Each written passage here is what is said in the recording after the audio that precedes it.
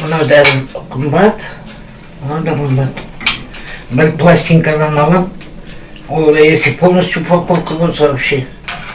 Зоя Аткенова өзіне берілуі тиіс тегін дәрілерді ала алмай жүргеніне бірнеше айдың жүзі болғанын айтады. Қант диабеті, артериалды гипертония диагноздары бойынша емханада есепте тұрған зейнеткер өткен жылдың қараша айынан тегін дәрі-дәрмекті беру тоқтатылды дейді. Қан қысымы жиі көтеріліп, 200-ге бірақ жететіндіктен ең арзаны 3-4 мыңнан басталатын дәрілерді енді өз қалтасынан ақша шығарып алуға мәжбүр болған. Ал зейнетақы көлемі 35 мың теңгеден әрең асатын біздер үшін бұл ауыр соққы болып деп күйінеді. Қиын әрине, есебінде 5 таблетка бір күнде ішуің керек.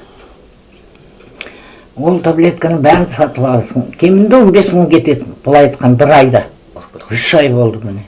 Ноябрь, декабрь, январь, міне февральға дайындықпын. Айтуынша өзі тұратын көп қабатты үйдің зейнеткерлерінің көбі дәл осындай қиын жағдайда қалған. Тіпті шағымдарына қатысты тиісті орындарға бірнеше рет хабарласқанымен еш нәтиже болмай отырғанын айтады. Ал солтүстік Қазақстан облысы бойынша амбулаторлық деңгейде тегін дәрі-дәрмекпен қамтуға бөлінген қаражат көлемі мынадай. 2015 жылы есепте тұрған 113 мың науқасқа 1 миллиард 400 миллион теңге бөлініп келген. Ал 2016 жылы 113 мың есепте тұрған науқасқа 1 миллиард 127 миллион теңге бөлінді. Денсаулық сақтау басқармасындағылар қараша мен желтоқсан айларында кейбір дәрі-дәрмек түрлері таусылып қалған болуы әбден мүмкін екенін ашық айтады.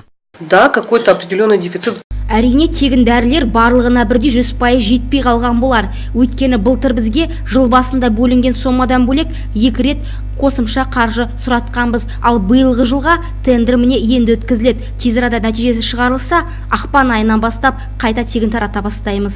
Дегенмен зейнеткерлер мұндай қолайсыздықтардың тез арада шешілуін талап етіп отыр. Өйткені ақылы түрде беріліп жүрген дәрілердің бағасы тіптен қолжетімді емес дейді.